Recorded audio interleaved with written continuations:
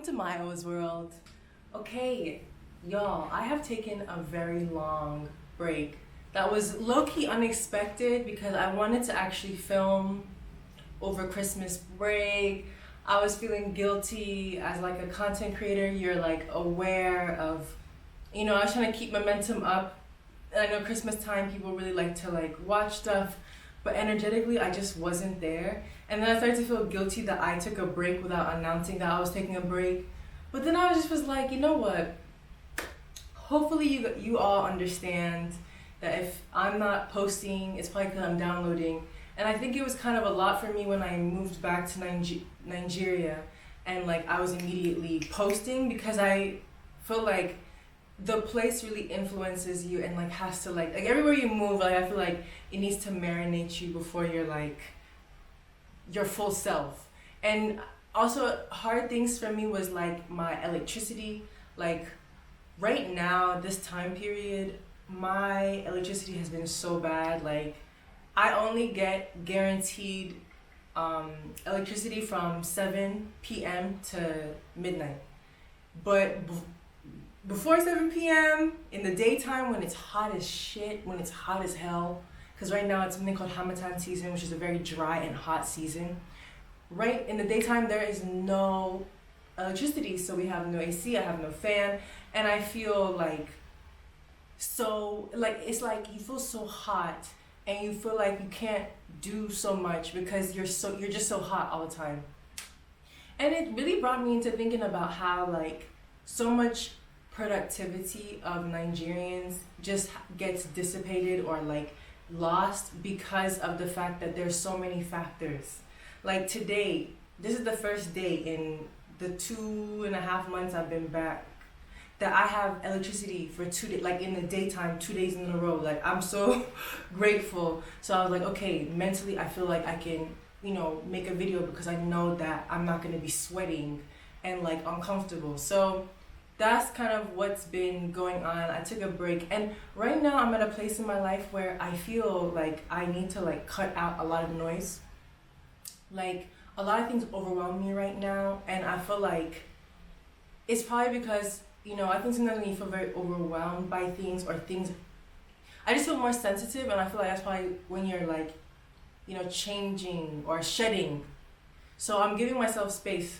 I'm giving myself time to rest, and I'm also giving myself space for who I'm becoming, and also giving myself space for downloading the environment that I'm in and getting used to certain things since being back in Nigeria.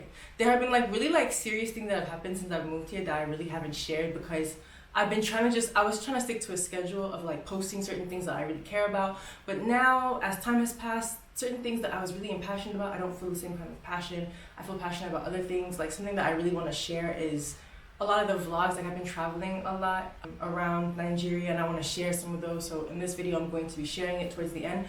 But something else that happened that I didn't address like on YouTube was I got into a really bad car accident or public transport accident here in Lagos. I was on something called a downfall. It's like a bus. And I was coming back late at night. Like I did some night shopping. Probably not even that late, like 6, 7, but the sun sets like at 6:30 here in Nigeria. I was coming home late at night and I'm on public transportation because I typically would take public transportation to go like little small errands or whatever. So I was on public transportation. Just the vibe that day as well was just really off. I don't know if y'all have ever had anything like bad happen, but like that whole day it's just like the energy isn't right. Like certain things just was not feeling right. So even when I was on that bus, I just didn't feel right because I feel like the bus driver was not like very conscious. Like he was like reckless, let's say that. Okay, so we was on a bus and he tries to like in the daytime they have people who kind of like direct traffic, but at night there's like nobody. So this is like oncoming, let's say like oncoming traffic is coming like this on like a highway or like a very, very busy road, very, very busy. And he was trying to cross over two intersections to get to the other side. As he was getting here, I look over and I'm like, what are you doing, bro? Like we're not gonna make it. We clearly didn't make it. A car collides, or so sorry, like content warning mentioning of like car accidents and stuff like this, but our bus was going like this and I was sitting like second closest to the door. Also too, on these downfall buses, they don't have like doors. Like it's just like an opening, you know. So that's even more scary because if a car hits you, like the car like low key is coming inside of the bus. It's not like there's nothing to break. There's no door to break it. So a car filled with hella people, women with children. Like it was like a car, but like it was a public transportation car, so it had a lot of people in it. They just collide, and it was like everything felt like it was in slow motion, you know. Like I really felt like in that moment, like I felt like my life could be gone, you know. And all I saw was just these bright lights, and I knew that when the car was hitting us, I knew I had to jump to miss the car, like because the car was gonna come inside the bus, and I was close. So I jumped as the car hit, and it just grazed my elbow. I have like a bruise on my elbow. I have a bruise on my shoulder. And it just grazed me. The boy next to me fell out of the car. Someone from the other side fell out of the car. Somebody had a huge gash in their head. People had many, many, many bruises. It was very scary. We were on a highway. And as soon as I check myself that I'm okay, you know, I don't know if you know, but in like car accidents in Nigeria or like just accidents in general, like everyone always tell you to quickly get out the car, like get out, get out, get out, get out. So I'm trying to run on a highway.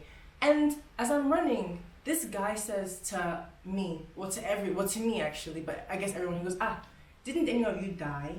And in that moment, I felt like that was like the most heartbreaking thing. Like, because the wild part was like, I felt like he was, like when he saw the crash, like he's so desensitized to death, that when he saw the crash, he just was thinking like, oh, that was such a bad crash, like one of y'all should have died. And he said it. And I feel like it really had me thinking about so many different things here in Nigeria. And I started to think about the differentiation between things that are common and things that are normal. And when I say normal, I mean things that I find normal. Like I realized in Nigeria, car accidents are so common. I also realized in Nigeria, accidents by crashes, by, you know, happenstake, just accidents and death is so common. And that sometimes people become so desensitized because it happens so much. Like, even after the accident happened, like, and there was glass everywhere, you know, people, like, thankfully nobody died, people were hurt, but nobody was like, you know, there was nothing like super, super severe. But just like the next day, like, it's so wild to have an accident that felt like life-changing for me, and then the next day, like, people are using the roads, like, or next hour, like, people are using the roads like nothing had happened. And it really had me kind of realizing that, you know, I'm a very sensitive person, so I feel like my experience in Nigeria is, I feel so much, so I'm very aware of a lot of things that are happening. And I think one of the biggest observations I've made is the ways in which Nigerians are desensitized to death, because there's so many things that can always put us at danger, that I feel like a lot of times we just have to focus on like what we are doing and just pray and wish for the best. And when I go back to that discussion about common versus normal, that's like something that's really helped me, because even though he thinks death is common and normal for him, that's not normal for me. Like, being in an accident like that isn't normal for me. Saying something like that to someone who's just been in an accident isn't normal to say. And it just was, I don't know. I think that was like a really like awakening thing for me, just to like experience that. I go home. So mind you, I'm really traumatized. Like, after that, days after, I was very scared. But after that accident, immediately that same day, I go home. My partner, texted my partner, I was in a car accident, I was in an accident, When I got home, they were so thankful. And they're like, you know what, let's just order food, sit down, watch a movie, watch Insecure or whatever, just have a relaxed evening. We're watching Insecure, I'm just like shaking up. Why was there a rat in my house, on the floor, like running? I said, I cannot believe my eyes. I cannot believe my eyes. Oh my God. If you want to take me, what? So there was I screamed. I've never seen a rat in my house. So now there's a rat running. I have a, when the rat came, I jumped on the couch. I just started screaming. Because I was like, you know, my nerves was already so bad from the accident. So then now I'm coming home, these rats on my floor running around my house like this is their own house. So I'm screaming. I'm gonna attach the video of me screaming.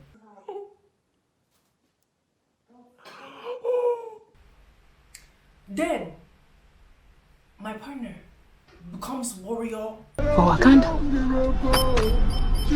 Like becomes like warrior and just takes a pole and he's just trying to smash like, and I was like, I am loved.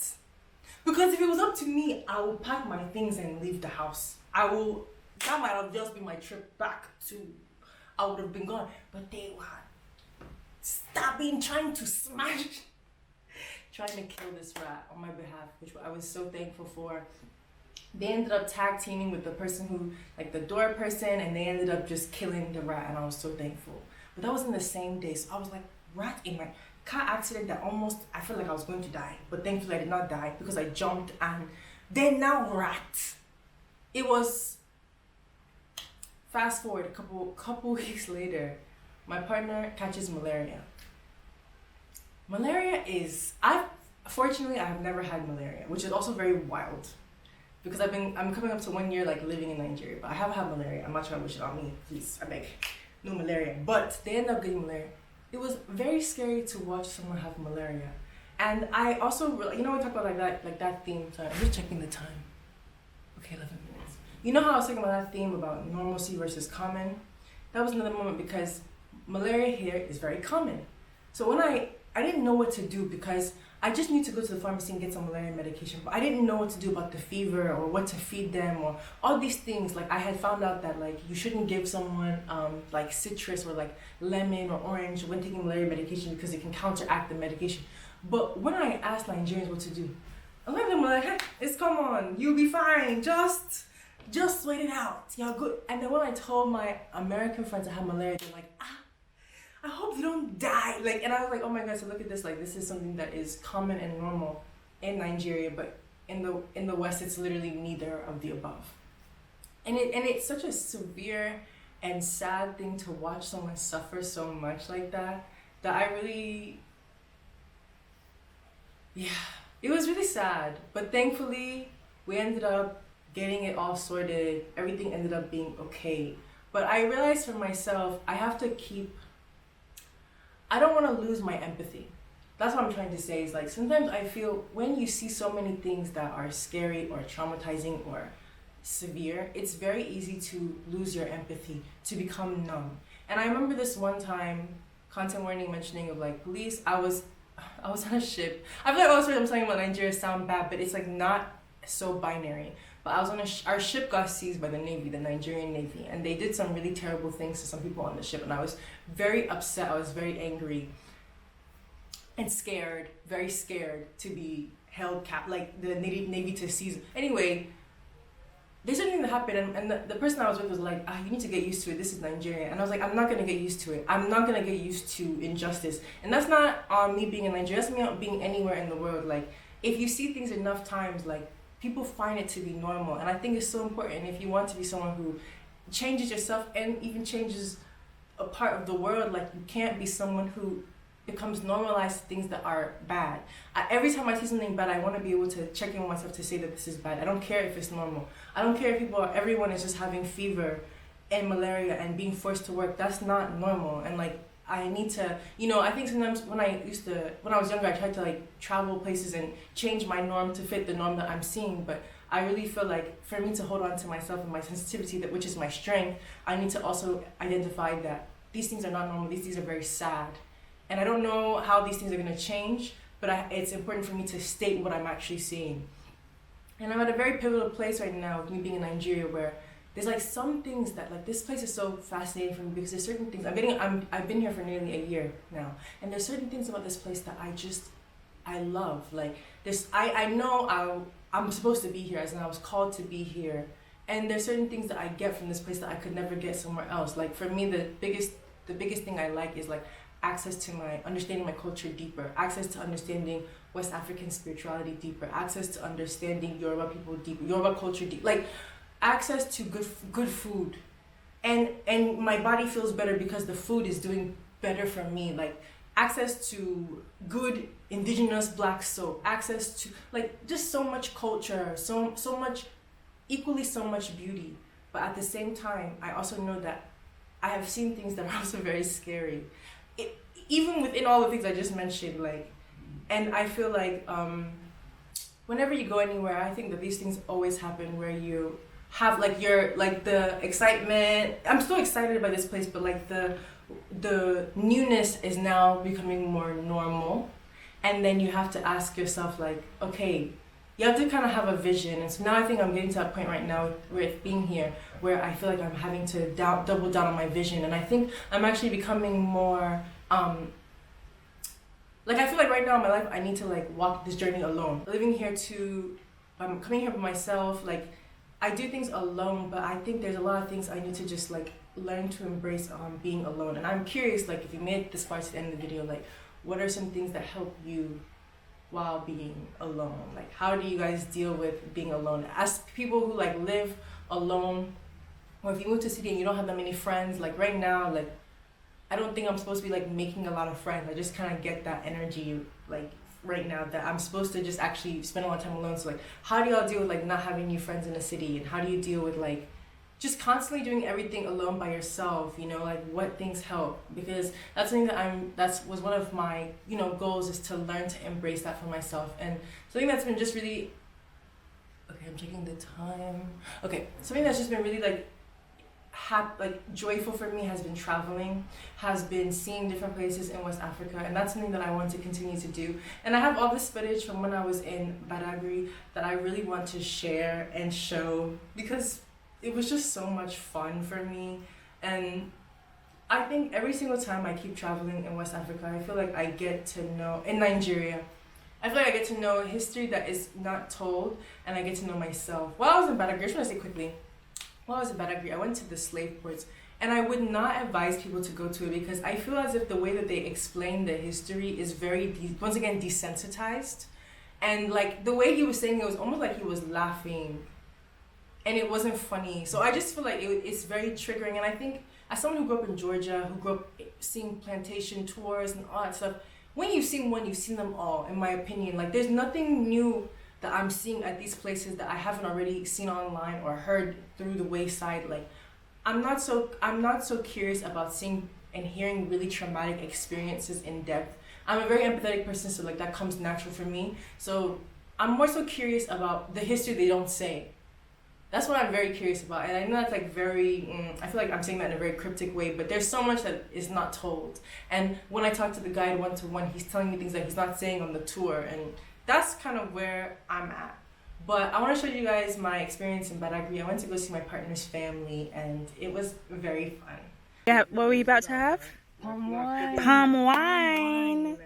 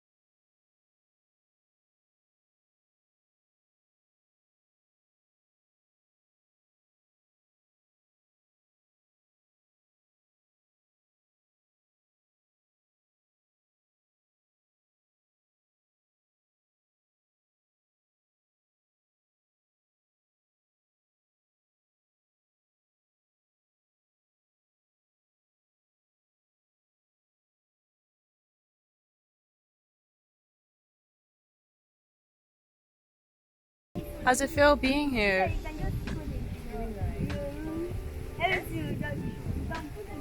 Yes, and you can see it. So the next video I'm going to have, I'm going to show you my time in Abeokuta, because I went to go see where my people come from on my matrilineal side. But yeah, that's like the video. Also, I'm shooting today in my bedroom because I'm looking, I don't know, I feel like it just feels right. And I'm thankful for everyone who's been patient with me since I haven't been posting so much.